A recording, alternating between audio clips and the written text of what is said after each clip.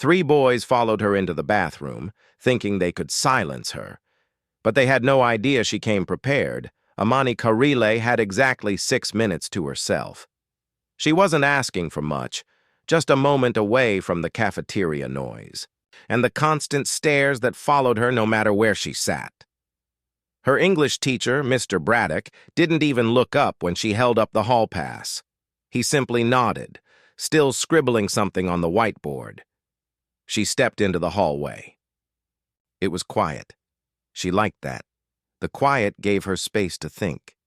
With her hands tucked into the pockets of her hoodie, she walked slowly, counting tiles like she always did when she needed to feel in control.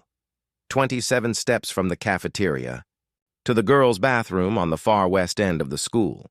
It wasn't the closest one, on purpose. Hardly anyone used it. Even teachers stayed away from that wing. That hallway was her secret tunnel, out of everything loud, fake, and petty. But today, someone else had discovered her secret. As she turned the corner, she saw them: Tyler Crayons, Jackson Hayes, and Malik Stafford. All 3 leaned casually against the wall across from the bathroom like they were waiting for something or someone. Imani's stomach tightened. Not from fear. She didn't do fear, not in front of anyone. It was more like her mind hit record, trying to capture every detail all at once. Tyler was cracking his knuckles. Jackson wore the same smug grin he always did when he was about to say something stupid. And Malik, he was just watching her, quiet, still, like he already knew what she was going to do. She didn't flinch, didn't make eye contact, just walked straight into the bathroom like they weren't even there. The door creaked shut behind her. She stepped into the first stall, closed it gently, and locked it. Her heart was pounding, not from panic, but because she already knew what was coming. Laughter and whispers followed her inside. Then footsteps. 1, 2, 3, yo! A voice called Jackson. You good in there, Carlisle? She didn't respond. You ain't gonna cry or nothing, right? That'd be real awkward. Silence. Remember in history class? Tyler chimed in louder. When she called me out in front of everyone for that slavery joke? Man, I was just playing. But nah, she had to act like some activist. More laughter. A foot tapped lightly against her stall door. Imani stood still, listening, breathing. Her hands were steady. What they didn't know was that her phone was already recording, propped up neatly on the toilet paper dispenser. She double-pressed the side button before stepping inside. She hadn't planned all of this, but she wasn't naive either. She could smell a storm coming. And this one? It was about to break wide open. But before we get to what Imani did next, let's rewind, because this moment didn't begin in that bathroom. Imani Carlisle lived in South Fresno, California, in a small 2-bedroom apartment with her mom and younger brother, Khalil. They didn't have much, but it was home. Clean, bills paid, dinner always hot, even if it was just grilled cheese and soup. Her room was her sanctuary. Stacks of books lined one wall, notebooks scattered across her desk, like puzzle pieces. A whiteboard she used to map her dreams. UCLA, law school, maybe something even bigger. She didn't know what yet, but she felt it. At school, it was different. She was one of only 7 black kids in a school of nearly 600. 7th grade had been rough. 8th was worse, not because anyone was outright mean, at least not at first. It was the subtle ways they made her feel like she didn't belong, like when she raised her hand with the right answer and the teacher still called on someone else, or when they said her name slowly, like it was hard to pronounce, but had no problem with names like Giovanni or Anastasia, or how the lunch table always went silent the second she sat down. You learn to feel those things. Even when no one says them, they're loud. She got used to walking alone, sitting alone, working alone. She wasn't bitter, just didn't see the point in trying to fit where she wasn't welcome. The only place she allowed herself to speak up was in class. If something was wrong, she said so. like last week in Mr. Patel's history class. They were watching a documentary on the civil rights movement. Tyler leaned over and said loud enough for half the room to hear, "Bet Imani's about to stand up and give a speech." She ignored him, raised her hand. "Mr. Patel," she said, calm but firm, "why did we skip the part where black people were beaten and jailed for simply walking down the street?" Mr. Patel blinked, caught off guard. The class went quiet. "Dang, relax," Tyler muttered. "I am relaxed," she replied. "You're just uncomfortable." Someone whispered, "Ooh." The class laughed, but not at her, at him. Tyler didn't like that, not one bit. And someone like Tyler? They don't forget when you embarrass them. Things started to shift. Small stuff at first. Shoulder bumps in the hallway, glares in gym. Jackson began mimicking her voice, saying she sounded like a librarian. Malik didn't say much, just stared, leaned in, daring her to react. But Imani didn't respond, just kept walking. At home, she told her mom fragments, never the full picture.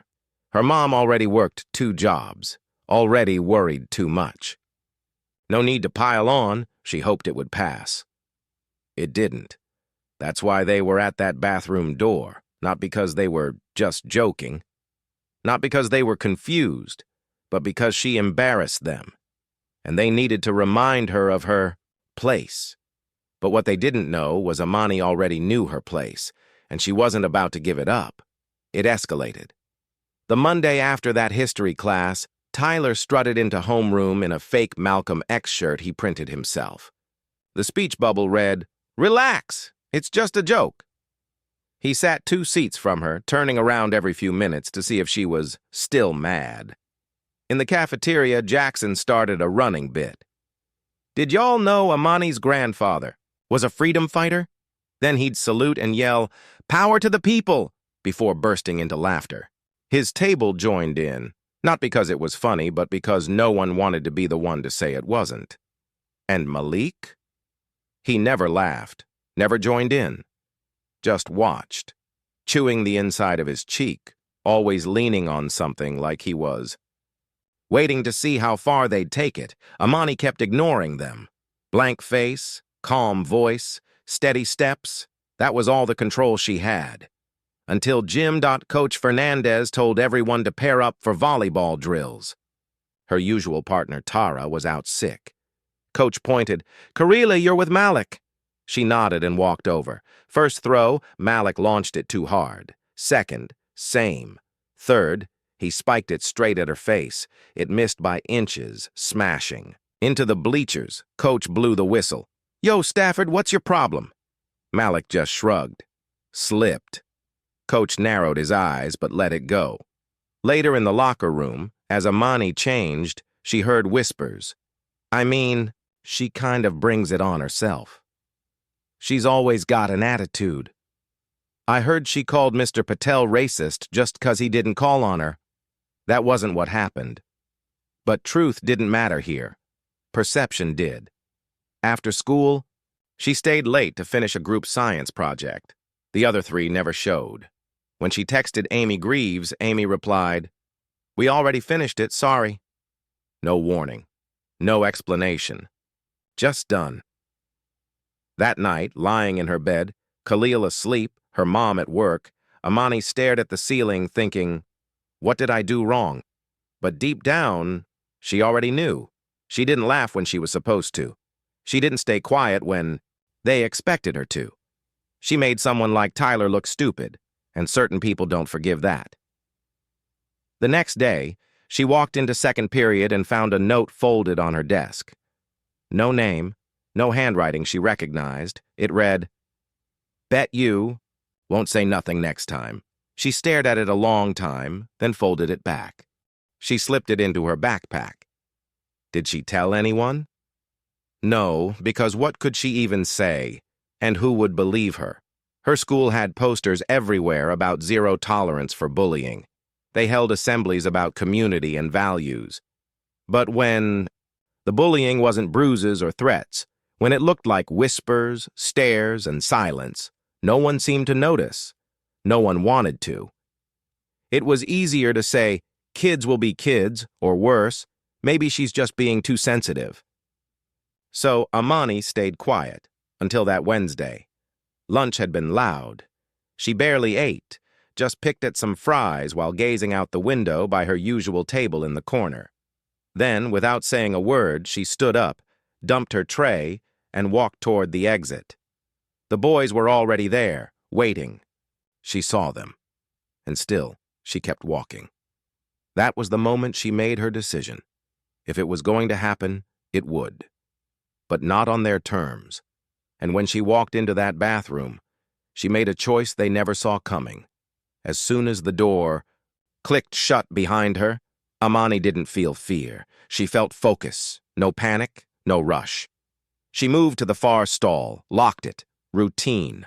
Her backpack hung on the hook, but her phone was already in her hand. Silent mode, camera on, front-facing. She hit record, positioned it low on the toilet paper dispenser. No flash, no sound. Then she waited. At first, nothing. Just silence.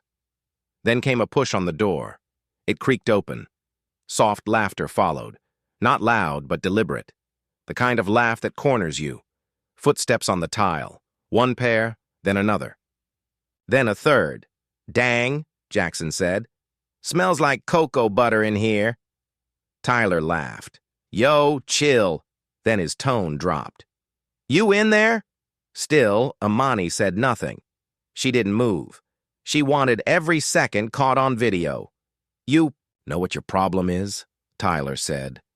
"You act like you're smarter than everyone, always correcting people, always trying to teach somebody something."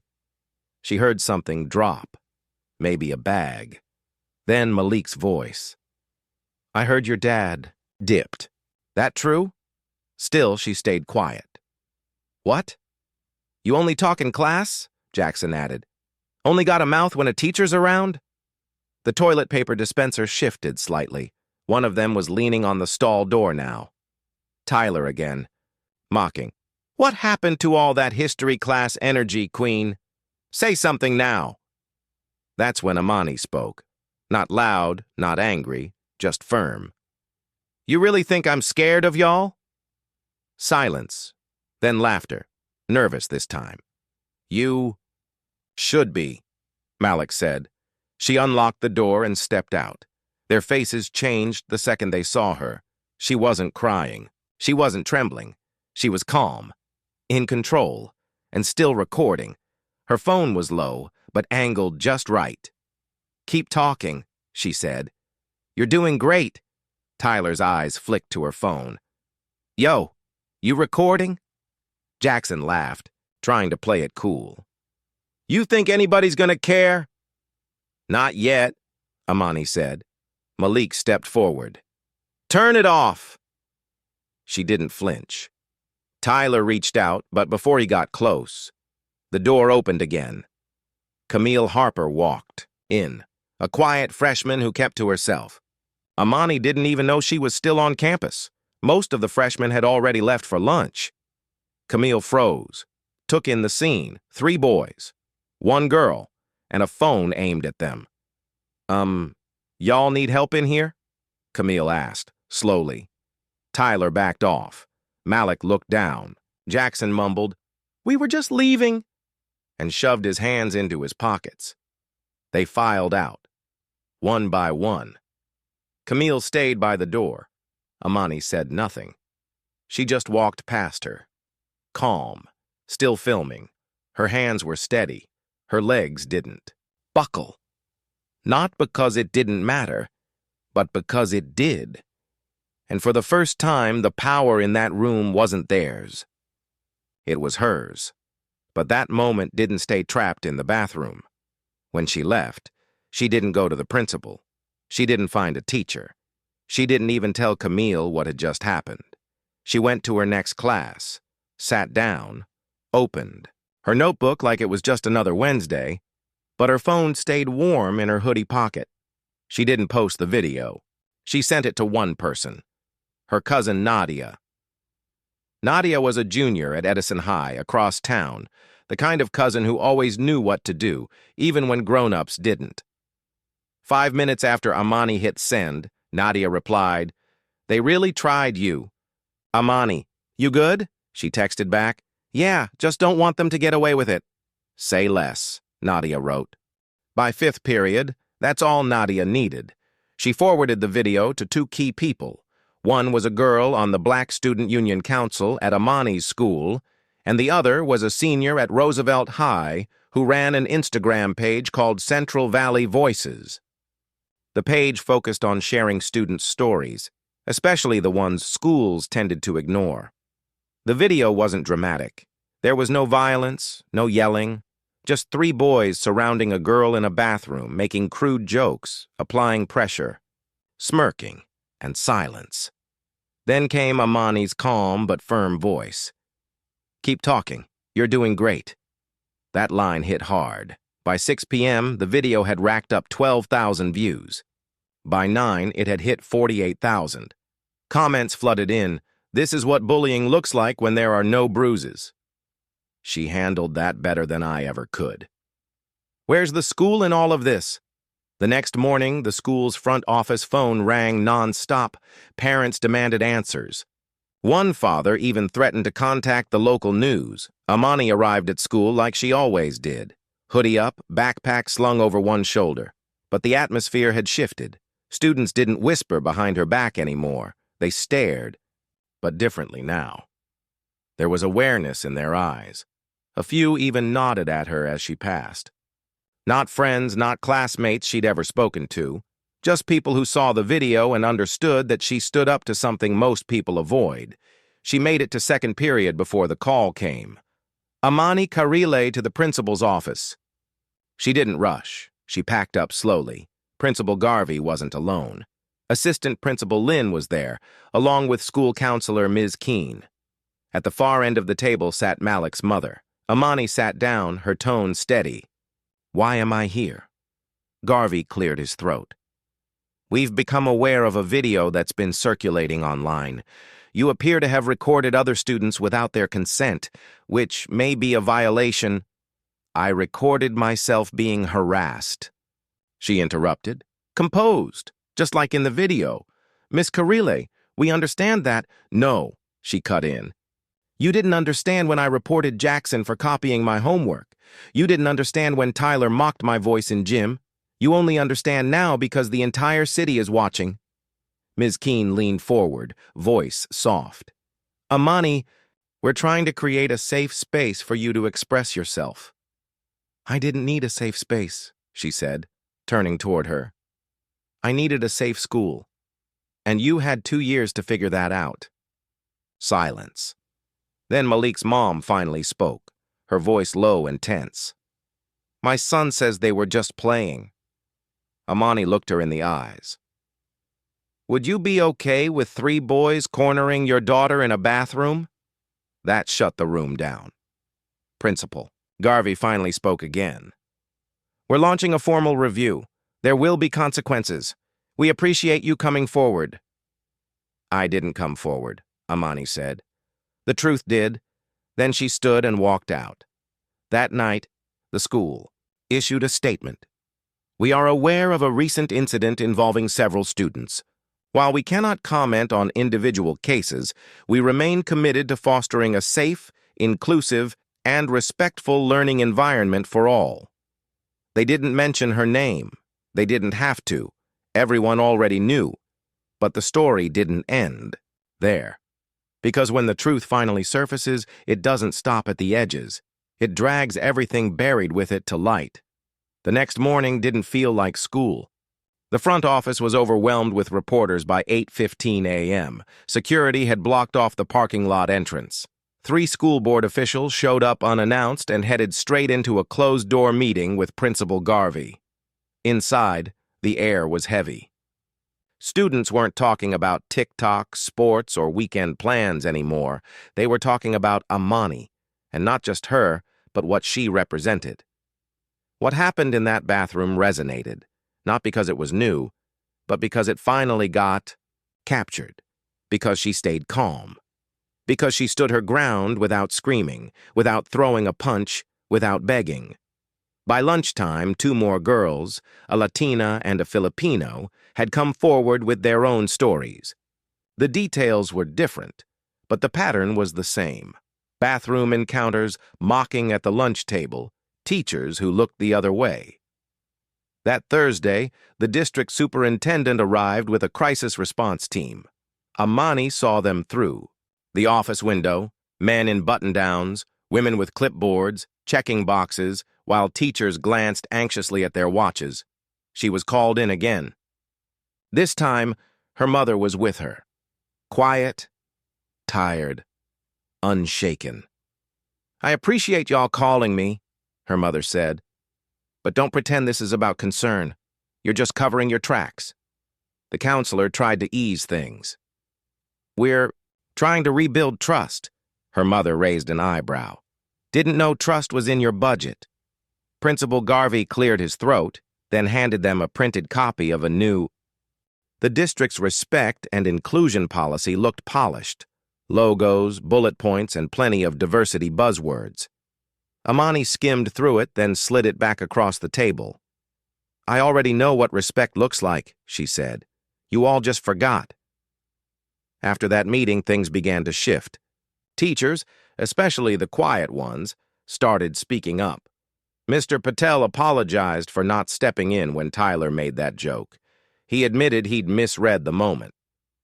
Coach Fernandez caught Imani in the hallway and said, "I should have benched Malik that day in gym. That's on me." Imani didn't have to say much. She didn't need to. People were finally paying attention, even those who never noticed her before. That Friday, the school hosted a listening circle in the library. Half the room was filled with students ready to speak. The other half, teachers, administrators, and a few parents, sat silently. Imani hadn't planned to speak, but when the mic came to her, she stood. No notes, no speech, just her voice. "I didn't record that video to be famous. I did it because I was tired of being the only one who sees what's going on. Tired of pretending jokes don't hurt. Tired of worrying that if I say something, I'll be the problem." She paused. "But now you all saw it. If you ignore it now, that's on you, not me." No one clapped. Not because they didn't care, but because they understood. This wasn't a performance. It was a warning.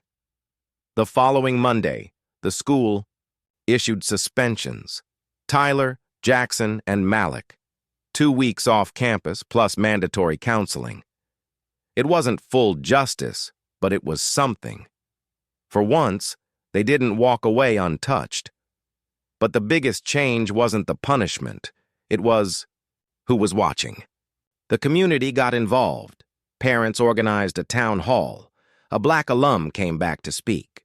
A nearby college offered workshops on racial bias and student safety. Imani even received a letter from a woman who graduated in 1996. "I walked those halls too. I kept my head down. You didn't. Thank you."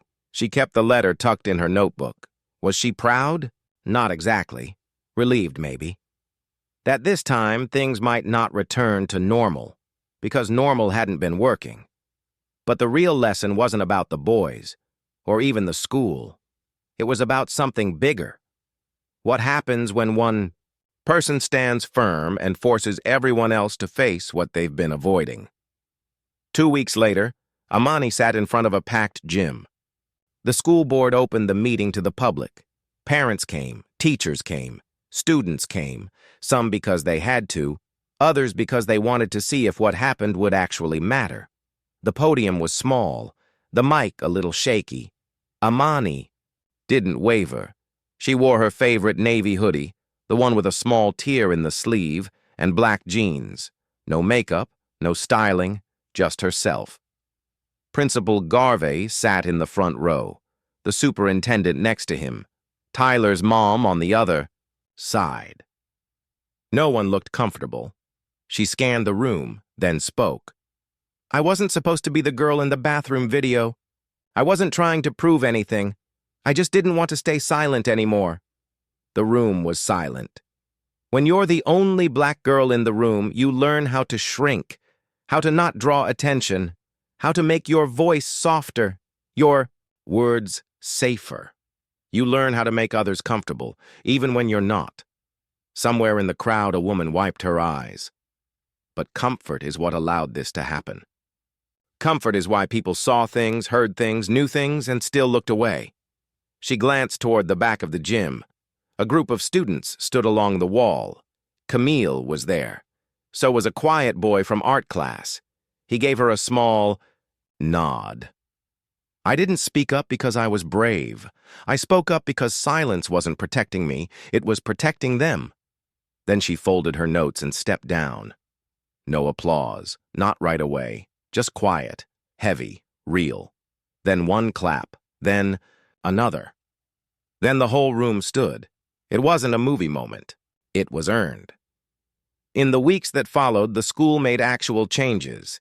Mandatory bias training, a student-led safety committee, an anonymous reporting system that didn't disappear into a void. Imani didn't join any committees. She didn't need to. She had already done her part. She went back to her routine, books, notebooks, long walks through the hallways, but now people treated her differently. Teachers listened when she spoke. Students asked to sit with her at lunch. Even Jackson, after his suspension, left a note in her locker. Didn't know you were recording, but I get why you did it. She didn't write back. She didn't have to. This wasn't about Jackson. It wasn't even about her anymore. It was about how fast things can go wrong when everyone's looking the other way, and what it takes to finally look back. One afternoon, while waiting for her mom outside, Camille came and stood beside her.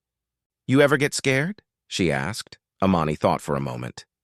"Yeah, but scared doesn't mean quiet." Camille smiled. "I'm glad I walked in when I did." Imani gave a small nod. "Me too." That weekend, Imani and her mom sat on their old couch watching a news segment on student safety. Her name came up briefly, a screenshot from the video, a quote from her speech. Her mom didn't say much, just reached over and took her hand. "You shook something loose," she said. "Some people walk their whole lives and never do that." Imani didn't reply. She didn't have to. She just held her mom's hand and looked ahead. The world hadn't changed overnight, but it noticed her now.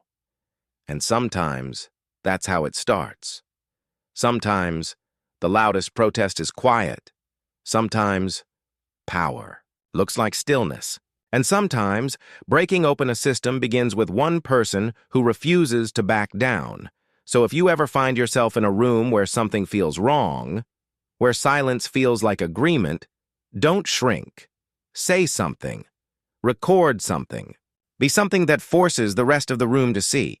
Because if Imani Carlisle could do it, alone, cornered, and calm, then so can you.